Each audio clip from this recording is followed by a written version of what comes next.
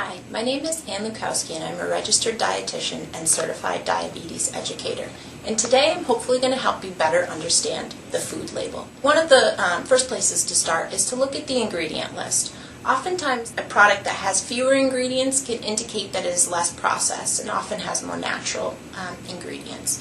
So you shouldn't have to have a chemistry degree to figure out what's on the food label. So if there are big words that you have difficulty pronouncing, it might not be the best product for you. So when you're looking at the nutrition facts panel on the food label, the very first place that you want to start is the serving size. Without knowing what the serving size is, the numbers on the food label will not mean very much. When you look at the serving size, you want to determine how much of that serving you plan to eat. If you plan to eat double the serving size, then you would need to multiply all of the numbers on the ingredient label by 2. The serving size is usually listed in standard measurement, so it can be in cup form or pieces depending on the product. So once you've determined how much of that serving size you plan to eat, then you can move on and look at the rest of the nutrition facts on the panel. Another thing that's on the food label is the servings per container.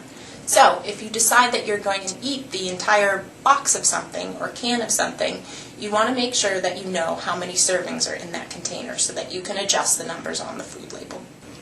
Next place you want to look is the areas of where you want to limit. So things like the fat, saturated fat, cholesterol, and sodium. Thinking of fat, 5 grams of fat on the food label is equivalent to about a teaspoon. So if you see 5 grams of fat on the label, think of that as like a teaspoon of mayonnaise or a teaspoon of butter. So if you have 15 grams of fat on the food label, that would be about 3 teaspoons of mayonnaise or a tablespoon of mayonnaise. So that helps to kind of get you to think of what these grams actually mean in terms of real food. So looking at the saturated fat, we want this number to be lower.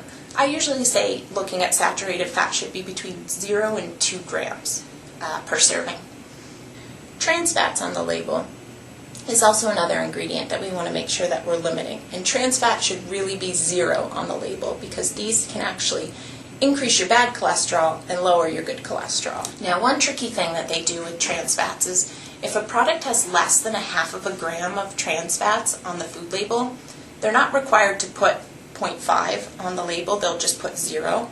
So you want to actually skim the ingredient list as well to make sure that there are no hydrogenated or partially hydrogenated oils in the ingredient list, because that would indicate trans fats. Next on the label we have cholesterol. So cholesterol can also impact your heart and your cholesterol. The recommendation for a day worth of cholesterol is about 300 milligrams. So looking at cholesterol, we want that number to also be low. And then sodium. So the new dietary recommendations for sodium is 1,500 milligrams a day, which can be really challenging to stick to, especially if you're eating products that are more processed or in bags, boxes, or cans, because there's often a high amount of sodium in canned or packaged products. Less than 140 milligrams is considered low in sodium. So if your product has less than 140 milligrams of sodium per serving, that would indicate that it's lower in sodium. And you just want to make sure that you're looking at all of the products that you're eating throughout the day and trying to stick as best you can under that 1,500 milligrams of sodium. Next on the food label we have total carbohydrates. So this might be more important to people that have something like diabetes because they need to watch the carbohydrates in their diet. Carbohydrates, to kind of put it in a little perspective, 1 slice of bread is equal to about 15 grams of carbohydrate. So if you have a product that has 60 grams of carbohydrate on the label, you can kind of think to yourself that this would be equivalent to about 4 slices of bread. Next on the label we have fiber. Fiber is an ingredient that we want to make sure that we're getting enough of. Fiber is very important in terms of heart health and fighting off certain cancers.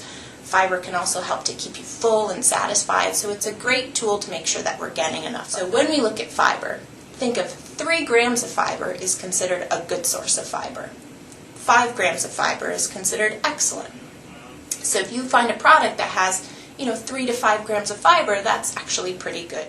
Another place to look on the label that can be a quick and easy way to look at what the nutrition facts are is the percent daily value. So the percent daily value is based on a 2,000 calorie diet. I usually like to give the rule of the 25 rule.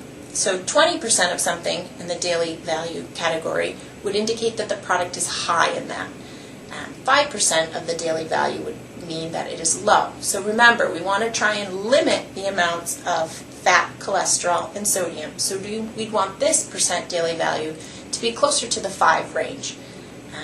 For things like fiber and our vitamins and minerals, we want the percent daily value of this to be high. So we want that closer to the 20% daily value. A lot of times products can have different advertising that might make you think that it's healthy or good for you.